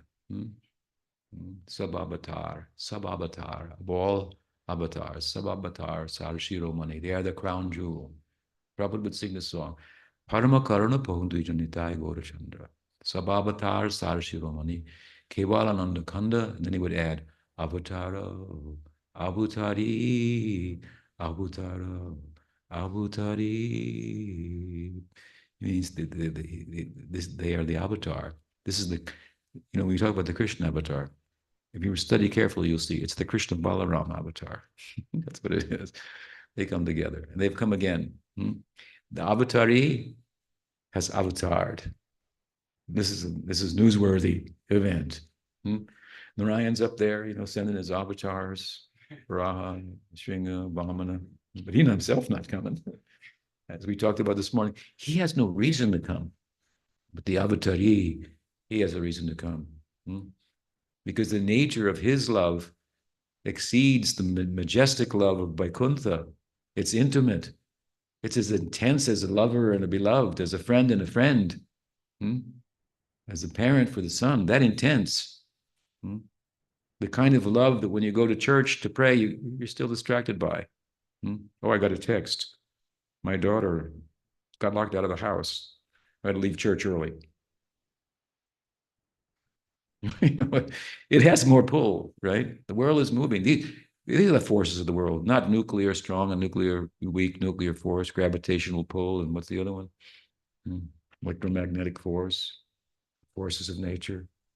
No, Dasya, Sakya, Vatsalya, Madhurya. These are the forces of nature. This is what's driving everybody. Hmm? Hmm? You can profess your scientific perspective and so forth of what's really happening, but action speaks louder than words. They will all be dropped in a moment if some family emergency arises, right? Or if you fall in love with somebody at work, right? The whole experiment can go down the tube. So, and so yes, it's the power. It's the love. The world is going around looking for love. Of course, here we find the shadow of love, but there's a way to take advantage of it, to use the shadow. Kamosmi Bharatarshava. Kamosmi Bharat. You can use the love of this world in such a way. Like we said, Varnashram is teaching that. Of course, we're not following Varnashram, we're following Bhakti Marg. We're fortunate through Sadhu Sangha. But we should see that by following Bhakti Marg, before we look for, is that Sakya Prem coming in me? Do I look like a Manjari now? What do you think? Before you start looking for that, you start looking for the things that would come if you were in the Karma Marg, like gratitude, living with gratitude in life. Is that coming in you? Did you even notice the sun was out, or when it's not, or for more than a minute? What that means? Think about the sun is out. What does it mean? What does it mean to life? If it didn't come out, what would happen? There'd be all over the news, but you couldn't read because there'd be no light. What to do? Where am I? To think these kind of thoughts should be coming in within us from chanting. Get good grounding in the basic idea of spiritual life that any mystic from any tradition will agree with. Then be patient there, because you're not going to stop at 0 where their path might, which is a positive in relation to negative numbers. You're going to 108, and 1,008, and then 1,000,008, and there's no end there, right? What do you think Jagannath is? It's a new moment, right? Now the Dwarka Leela and the Vrindavan Leela have crashed, and he's in an accident. He's in what is his condition? Well, these devotees are coming from Bengal, performing Sankirtan. And the king is informed, Chaitanya Shrishti, Prem Sankirtan. It's called Prem Sankirtan. It's the creation of Chaitanya. It means it's a new thing in this world. Of course, it's eternal. Narottam has told us it was exported from Golok. Golokher Prem Dan, the wealth of the Prem of Braj. It has been exported here through the vehicle of Nam Sankirtan. This is the method to the madness of Chaitanya Mahaprabhu. What's in a name, right? Does Krishna exist? Have you heard of Chaitanya Mahaprabhu? That's all you tell them. I think this Krishna is a myth. I wouldn't want to get too caught up, but it's caught up, and it's a nice story, and you can get some moral lessons from it, and so forth and so on. But you got to put a doll up, up there like that. What is this? People can have this kind of confusion. Therefore, Talk to Chaitanya Mahaprabhu. Bhaktivinoda Thakur is the first Western convert. How did he get converted? Chaitanya Charitamrita. When I read Chaitanya Charitamrita, I had a different, I looked at the Bhagavatam now through the eyes of Chaitanya Mahaprabhu, and he became alive. Hmm? Such a world exists, such a realm, such a possibility. An ami jamuna puline kadamba kanani, kiheri ni sakiyaj. Ami kulalaj bajaraj, binona minoti kori. I stepped outside of my house and I saw the river turn into the Jamuna. I saw the trees turn into Kadamba trees. And Amikul, Amitaja, Mikula Baja, and Chajikula, and he said, and I'm not going back in. I'm not going back in that house. It's a metaphor. I mean, I saw that. There's no return. Nothing else can capture my attention, as distant as it may be. I had a glimpse. We get a glimpse from good association, from hearing the Bhagavad, from hearing these books of Krishna. You get a glimpse, grounds you. Then you practice, and you look for the practical results. You have to go, if you go to the shopping mall and you want to go to room 108, you go to the map. The map says room 108 is way up over here. What else does it say? And you are here. You got to know both things. You know where to go, and you know where you are. And then that will tell you what steps to take from there. You got to focus there and here at the same time. You got to focus there in a practical way. What does it mean to focus there? If you want, let's say you want to go to India. Want to go to India? Yeah, let's go to India. You know. Right. So somebody comes and says, I want to go to India. I read all the travel guides and everything. It's fantastic. The travel guide can never capture what India is. You will never get dysentery by reading a travel guide. It's not possible. You have to go there. It's only just a, that's just a trailer of the movie. It's just a table of contents. It's not the book. It's not the experience. But you want to go to India, so you come to me. You want to go to India? I say, okay, good. Well, what do you do for a living, by the way? So I don't have a job. Okay, but you want to go to India? Do you have any money? No. Well, do you have a visa? No. Do you have a passport? No. So okay, all right. Well, what does this suggest? You want to go to India, get a newspaper, and look for a job. What are you talking about? I want to go to India. Why am I going to look for a job? Right? And when you do that, then take some of the money, get yourself a passport, right? Then go to all these things. No, I want to go to India. Or you want to grow a mango. Well, you want to grow a mango. You heard they were good. Do you have any? Yeah, I have mangoes. So you come and ask me. So I reach in my bag. I pull out this dry, crusty seed. Here's the mango. He said, I didn't think they were like this. I heard they were juicy and so forth. I said, what do you know? Here's you do. Dig a hole and put it in the hole and cover it up. No, what are you talking about? It's up. You pick them from a tree. They don't come in, they're not in the ground, they're in the tree. Right? You got to go, you got to dig a hole, you got to put it in, you got to water it, take care of it, and you got to wait several years. And if you're smart, you'll grow two of them because one of them might not fruit first year or the second year, or you might need one to mate with the other, right? So it's all things in time, right? Time is a teacher too. Time is passing. If you pay attention, you learn so many things. I mean, think about it. Mar's a little older, I'm a little older. We learn a lot of things just from being around that you can't learn, and they can't be communicated to people. They can't be communicated, but by time. So don't be impatient or think it's it's a problem. It's a long time. Time is a teacher also, right? But this is this method of Chaitanya Mahaprabhu. This is his creation. It appears never seen before.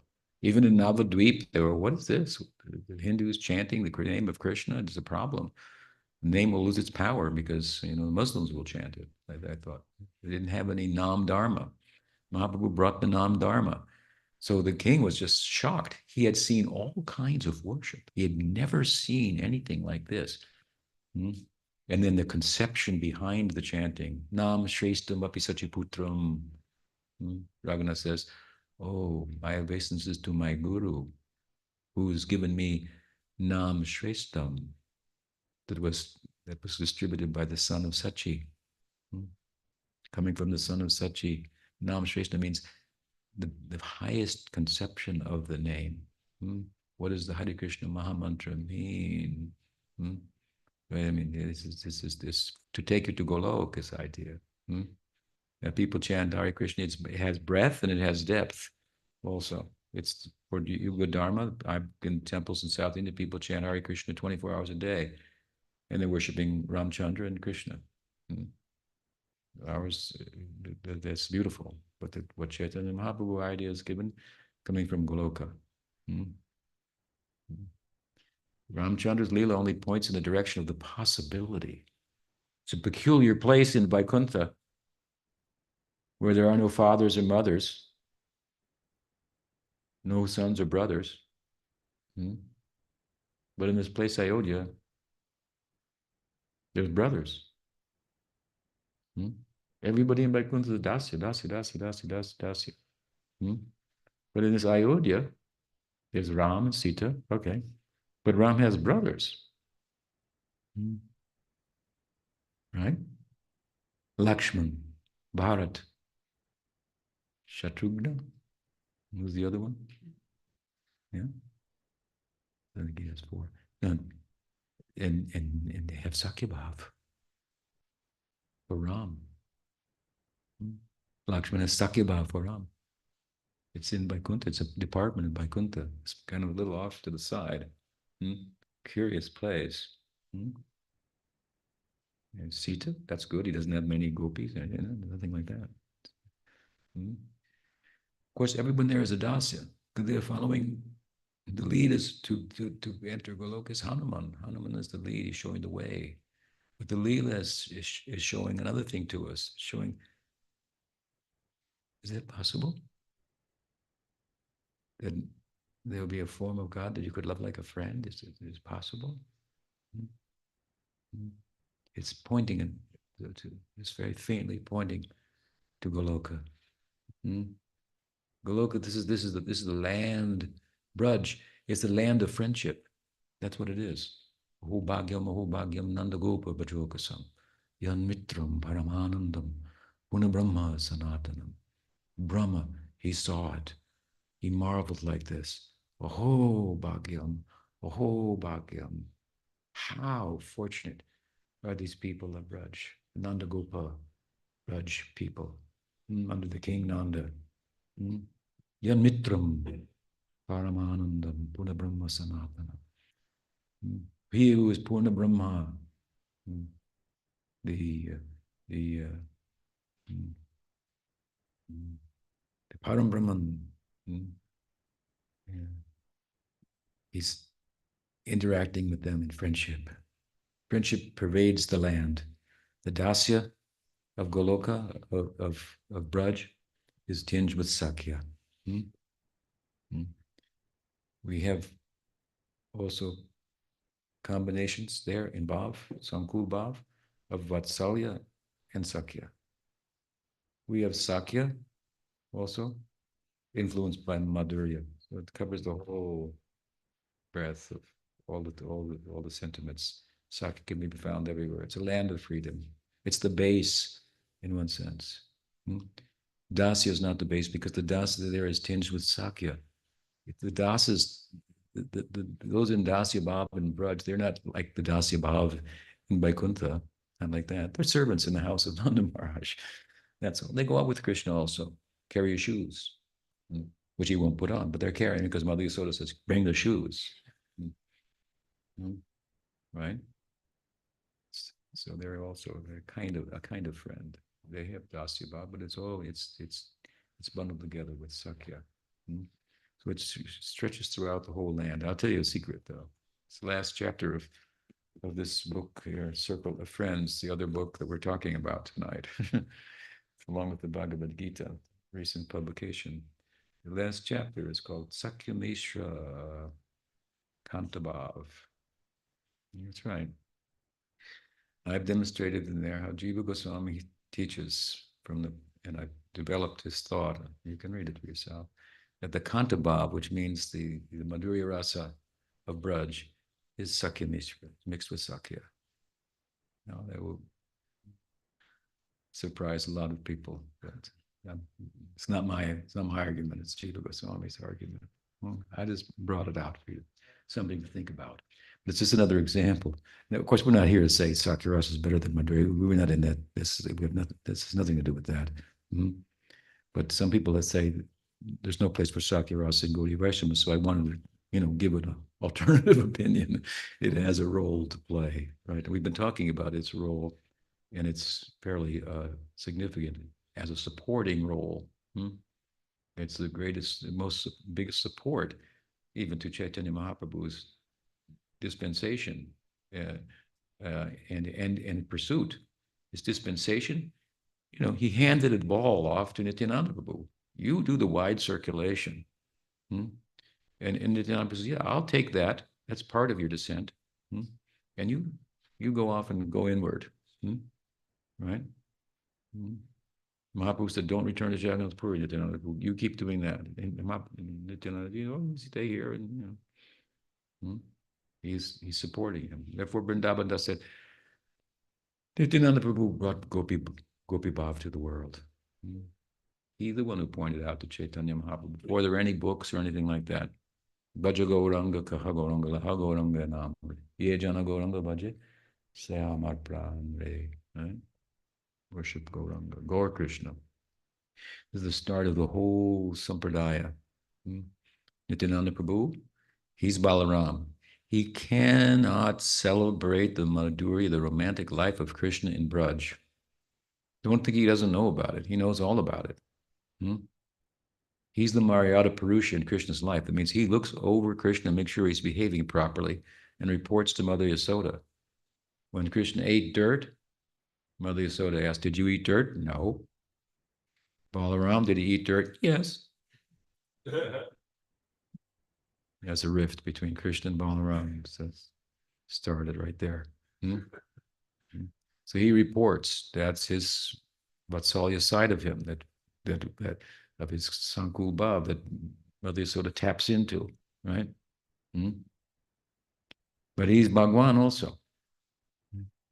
He knows about Krishna's romantic life. But what's the point here? He doesn't report it. He doesn't report it. But he can't celebrate it. Such is the nature of his bhav, right? Because of that Vatsalya component that is not compatible with Madhurya. So if the older brother is there, then gopis won't act with Krishna as they would. He doesn't go at midday to Radhakund. Why do you think in the 10th canto, chapter 15, the beginning of Krishna's Poganda Leela, the chapter begins with Krishna glorifying Balaram, all these praises of Balaram. Why is he doing that? There are a number of reasons, but the real secret reason is he wants to give all the boys confidence in Balaram. Balaram is object of worship in Sakya Ras, but he's also the embodiment of that worship. He's both. He's a deity, and he's object of devotion and example of devotion at the same time. So he plays different roles. He's showing how to love Krishna. He loves Krishna as a friend. He's the best friend of Krishna. But he's also, just like Krishna, worshipable object of infraternal love. So Krishna speaks that this praise of Balaram to bring out that side of Balaram for the larger group of his friends who he plans now to separate from with a smaller group of friends, is Narmasakas, who are involved in his romantic life by being sympathetic to it and giving him a shoulder to cry on and telling him, as Subal does, she loves you. Yeah, that's Radharani you're talking about. You know her. Yes, you'll meet with her. I'll make it happen. Even if it risk my life for that, I'll make it happen. That's a beautiful story. He's done it. Subal risked his life to that for that.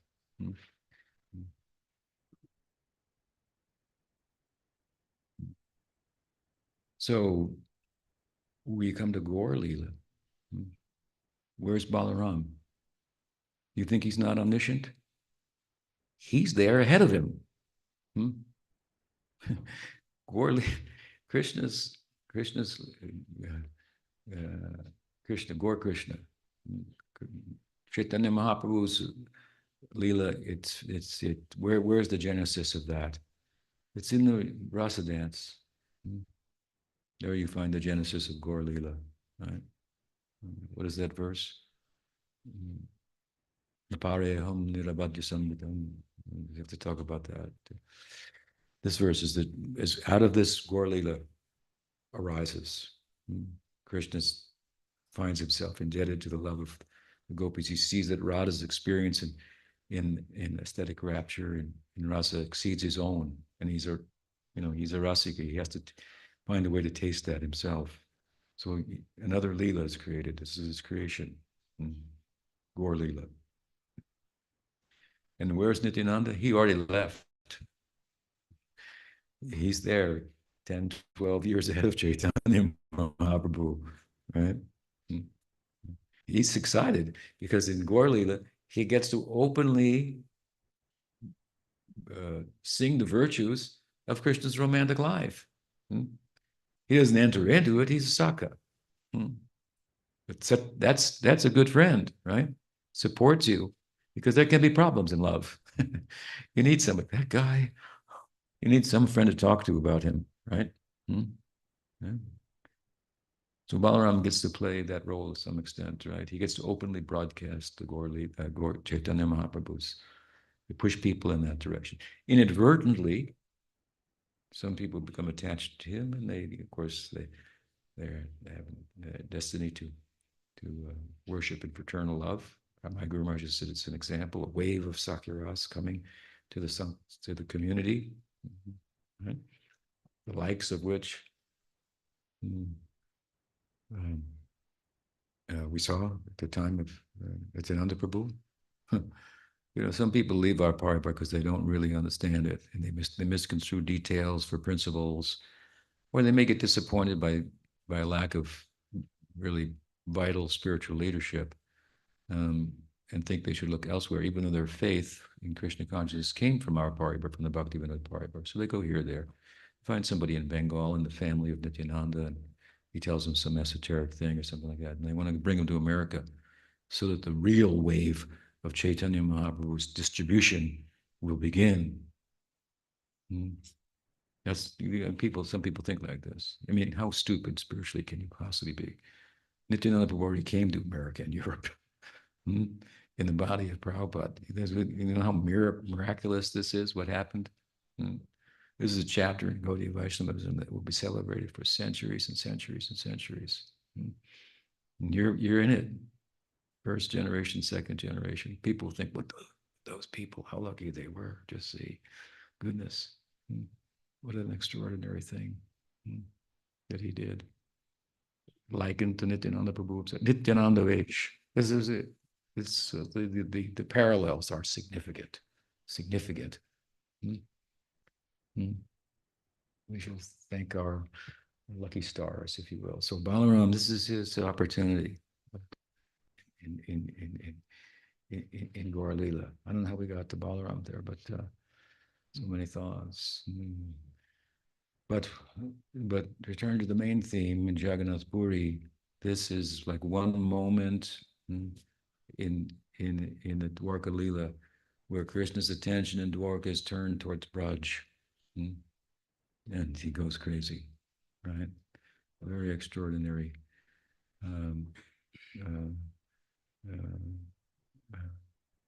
moment. And extraordinary worship, Chaitanya Shrishti, that it corresponds with that.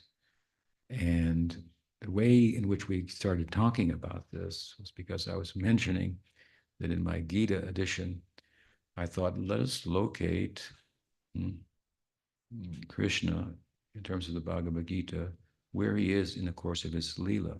He's now at Kurukshetra. Has he ever been there before? Yes, he has. What happened there? We went into the Bhagavatam. There we found that chapter where Krishna said, you know, gopis, some people ask for things, some people want to get away from things, and so, but what you ask for, that's very extraordinary. That is the Rath Yatra being celebrated. That chapter that's being celebrated in Jagannath Puri.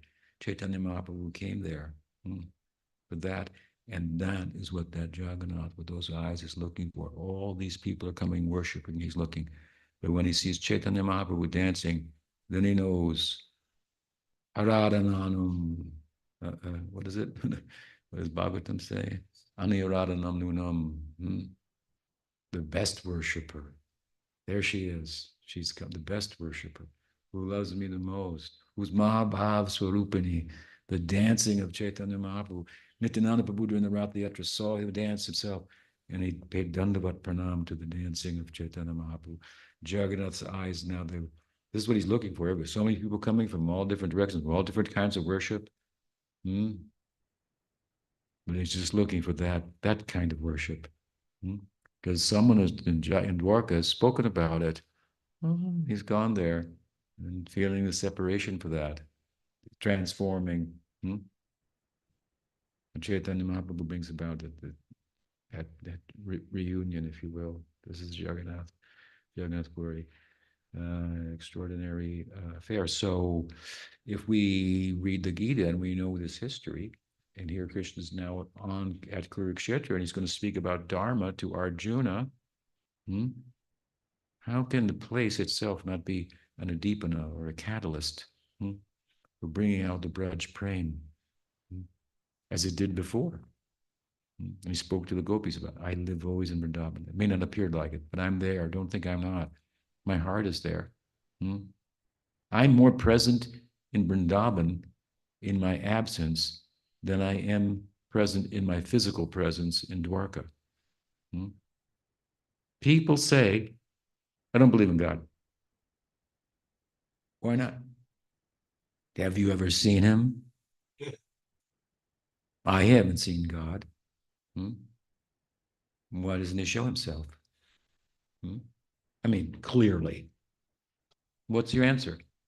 My answer is this. I tell you what I'll show you. I'll show you love of God.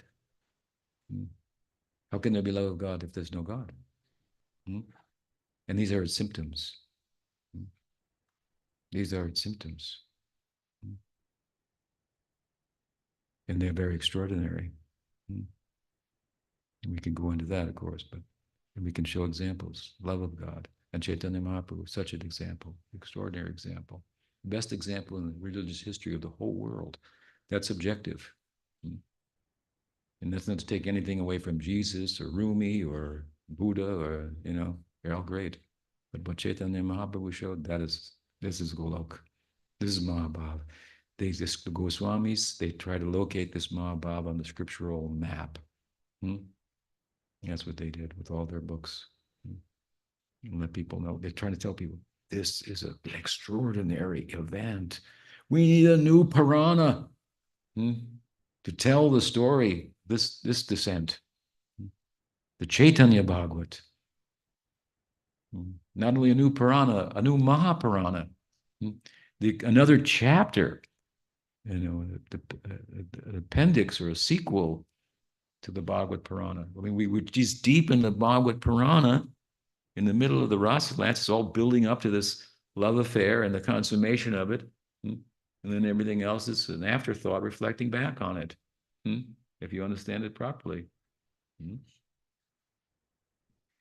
so, understanding that way, if you read the Brasa Lila, all of a sudden you find yourself in the Gaur Lila. There it is. Goodness.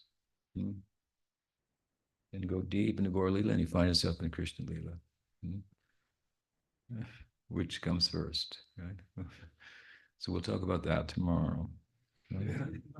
With that, tomorrow we'll go from talking about the Bhagavad Gita, which we were talking about tonight, to talking about this book, Your Circle of Friends. So the nice book about Sakirasa and its contribution to the Sampradaya. And we'll pick up just where we left off. Any questions?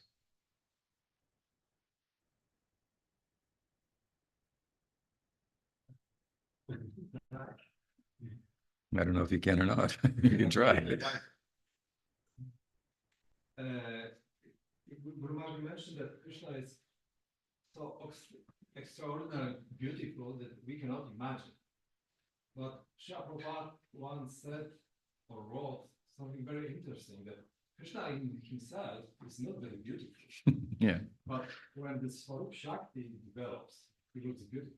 Yes. But my question is, if there is possibility to have Krishna without Swarupa Shakti, because no, that's the answer, of course.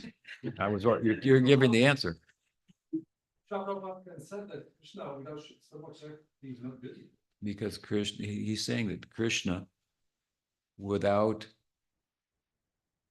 his associates, without Radha, without his friends and so forth, right? Which is the Swarup Shakti, without Bhakti, is not beautiful, because Krishna without the Swarup Shakti, where the Swarup Shakti is not manifest, Krishna is there. He's called Brahman. We call him Brahman. Brahman is not different than Krishna, but Brahman is Krishna where the Swarup Shakti is not manifest. It's there, but it's not manifest. And we are said to be part and parcel of Brahman. It's not manifest in us, but it's there. And if you get good association, for a further installment, it'll come out. Right? So, yes, there's no meaning to Krishna, the cowherd, without cows, right? Without cowherd friends and all that. So that's why Radha is as worshipable or more than Krishna. Nanda and Yasoda are as worshipable or more than Krishna. Sridham, Subal.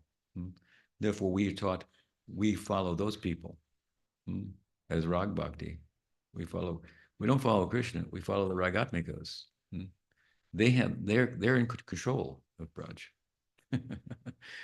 Krishna's in the palm of their hand, right?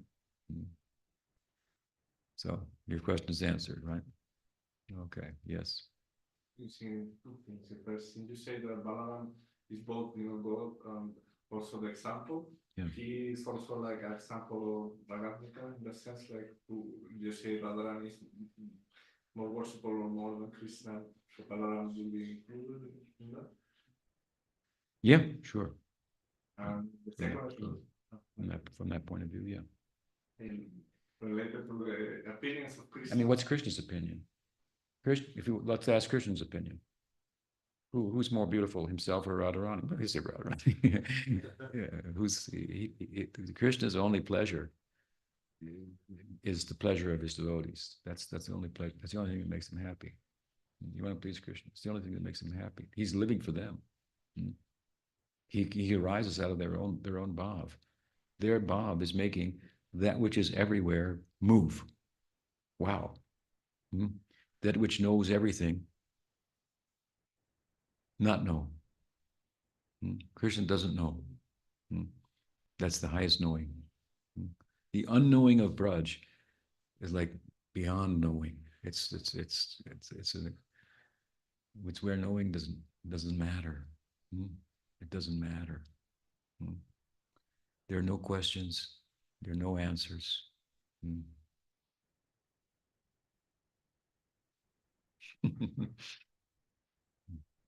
Going to that forest, one never wants to return. Every day the cowherd boys go and herd cows with Krishna, and they all take a vow, we're not going home. And every day they go home. The pool of Vatsalya is there. And again they go. Next part of your question. Second question related to Krishna appearance, like the cover of the book is interesting, the appearance of Krishna, like how was like that how the friends see him, how in the vision or the cover of the book. Is that how the friends treat him? No, but how the friends see him, Krishna, How they see him? yes, because like interesting depict, Krishna, he's a bit, like that, like looks a bit well fed, What's that? He looks a bit well fed. Yeah, they're all pretty well fed. You see, the thing is that Mother Yasoda knows the favorite dish of every cowherd boy in Vrindavan. Yes, so every boy comes for lunch, for breakfast every day, right? And every boy gets their favorite preparation plus, right? Cooked by her, Rohini, and so forth, and Radharani. Radharani's cooking. Yes, it's a well-fed place, and there's no hungry people there. But pictures of Krishna. These are artistic depictions, and it's. Prem Das was telling me a story. There's a story. A person was painting the picture of Krishna. Devotee artist was painting the picture of Krishna, and he would finish part, and then he'd go get another color, come back, and it changed. And then he adjusted and it changed. And it changed. I don't know if it's a true story, but it's the point is he can be captured by art. There's a beautiful picture in I think it's in Nandagram, in one little shrine of Krishna, and it's painted by a blind devotee. It's been there for hundreds of years, worshipful, painted by a blind devotee. So we can try to put depict Krishna in art, and there are different styles of art. Someone may be attracted to one style or another.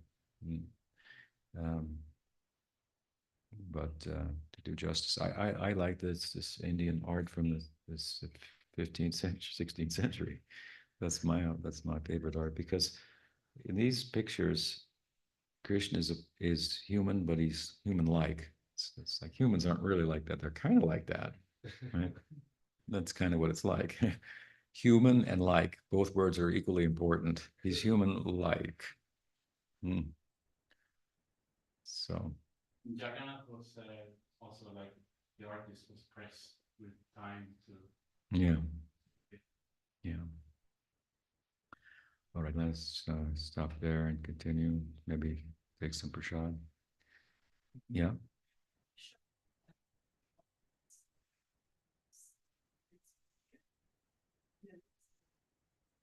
Yeah, but it's getting a little late, so.